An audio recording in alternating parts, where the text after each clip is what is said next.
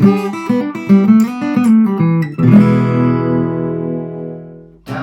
stay awake too long, don't go to bed. Make a cup of coffee for your head, get you up and go out of bed. Hi there guys, welcome back to the Bitesize Guitar channel. I'm Reese, and today I'm going to be guiding you through a tutorial on how to play Deathbed by Powfu. It's a really easy song that only uses 4 chords throughout, and I'm going to take you through a relatively straightforward strumming pattern that you can use as well to sort of add a little bit of polish to the song. So this song should be suitable if you're a complete beginner or a more intermediate player looking to introduce more strumming patterns into the right hand. Okay, so let's take a look. Okay, so let's begin by taking a look at the 4 chords that we're going to be using throughout the entire song, just in case any of them are unfamiliar to you. So we're going to be playing a C major, an E minor, an F major, and we're going to be playing that in this iteration for today, although of course you could use the full bar chord if you so wish. And finally we're going to turn that F major into an F minor. So I'll just go into a little bit more detail on those 4 chords, again just in case you've never played a particular one of those before. So for our C major, we're going to not play the bottom E string, so we're omitting the bottom E string altogether. 3rd finger on the 3rd fret of the A, 2nd finger on the 2nd fret of the D, open G, 1st finger on the 1st fret of the B, and the high E remains open. For our E minor then, we're going to play the bottom E string open, 2nd finger on the 2nd fret of the A, 3rd finger on the 2nd fret of the D, and then we're going to leave our remaining G, B and E strings open. So if we take a look at our F chord now we're going to be playing it, as I said, in this iteration for today. That's simply because I think it's got a little bit more ease of playability, and I think it actually sounds better on this particular track. But if you're completely comfortable with bar chords and you prefer them, then absolutely feel free to play your F as a full bar chord, and when you come to your F minor, you're simply going to remove that 2nd finger from the 2nd fret on the G. But if we take a look at this position today, we're not going to be playing the bottom E string. I'm going to be playing the 3rd fret on the A with my 3rd finger. The pinky plays the 3rd fret on the D. 2nd fret with my 2nd finger on the G. So all of those are actually the same regardless of whether you're playing the full bar shape or this shape. And then where we differ is with our 1st finger. Instead of going all the way down to the bottom, I'm simply going to bar across the top 3 strings at the 1st fret, and that'll become clear in just a minute why it's the top 3 and not the top 2. But 1st fret on the G, which we won't actually hear while our 2nd finger is down, 1st finger also covering the 1st fret on the B and the 1st fret on the E, and that's our F major shape. So the reason for covering the top 3 strings with this 1st finger, as opposed to the top 2, which are the only 2 that you can hear in that F major chord because this 2nd finger is in the way on the G. However, when we get to our F minor, I'm going to remove that 2nd finger, so stepping down from the 2nd fret, the A on the G string, to this A flat here, on still on the G string but 1st fret, which is being covered by this bar that I'm doing with my 1st finger. So our F major will step down when I remove this 2nd finger to our F minor.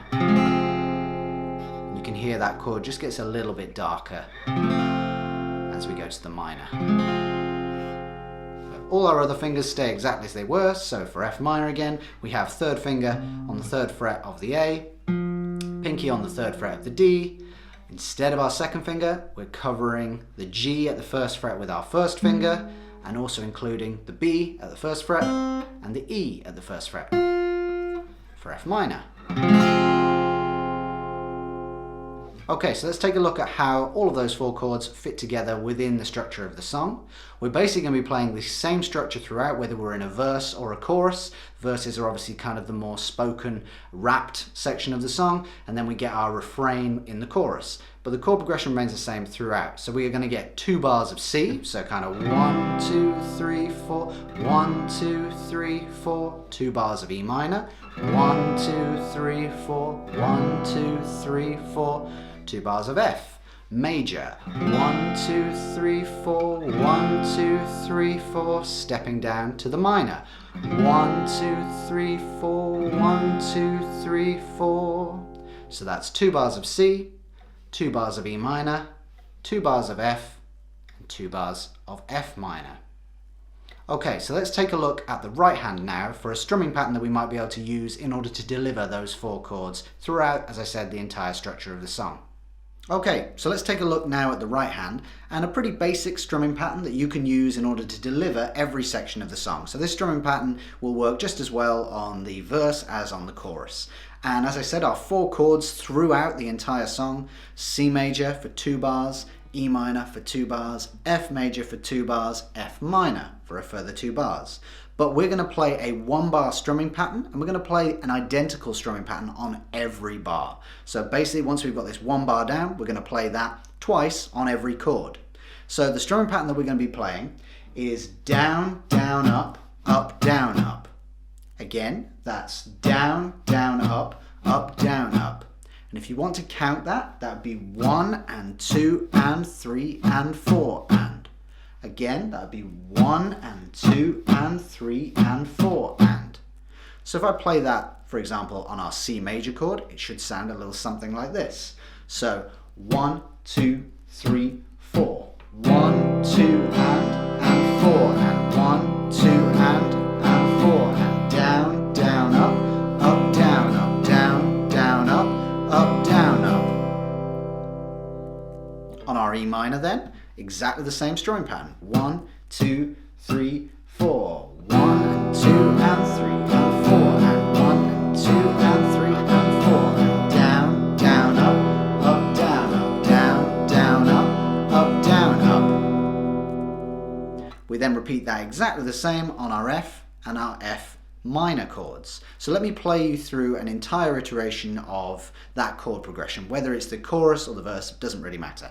I'm going to play it for you without vocals, and then at the end of the video I'll show you how it all sort of fits together in a very quick playthrough of the chorus. So that chord progression all together with the right hand playing that strumming pattern should look and sound like this. 1, 2, 3, 4. 1 and 2 and 3 and 4 and. 1 and 2 and 3 and 4 and. 1 and 2 and 3 and 4 and. 1 and 2 and 3 and 4 and. 1 and 2 and 3 and 4 and. 1 and 2 and 3 and 4 and. 1 and 2 and 3 and 4 and. 1 and 2 and. We'll go again. So down, down, up, down, up, down, down, up, down, up, down, down, up, down, up, down, down, up, down, up, down, down, up, down, up, down, down, up, down, up, down, down, up, down, up, down, down, up, down, up. Okay, so now let's see how both hands fit together within the context of the song. I'm going to simply play through a chorus, as that's a little bit easier to show you from a vocal perspective, but regardless of where you are in the song, you're going to be playing these same 4 chords in this same order with this same strumming pattern throughout. So feel free to play along with the original track, but if you'd like to see how it looks all together, here we go. So this is a chorus. 1, 2, 3. Don't stay awake too long, don't go to bed. I'll make a cup of coffee for your head to get you up and going out of bed. Don't stay awake too long, don't go to bed. I'll make a cup of coffee for your head to get you up and going out of bed. Thank you for watching. That's the end of this video. If you'd like to see more, please subscribe to the channel and give this video a like if you enjoyed it or found any of it useful. You might also like to check out some of these videos and let me know in the comments section below what you'd like to learn next. Until then, I'll see you there.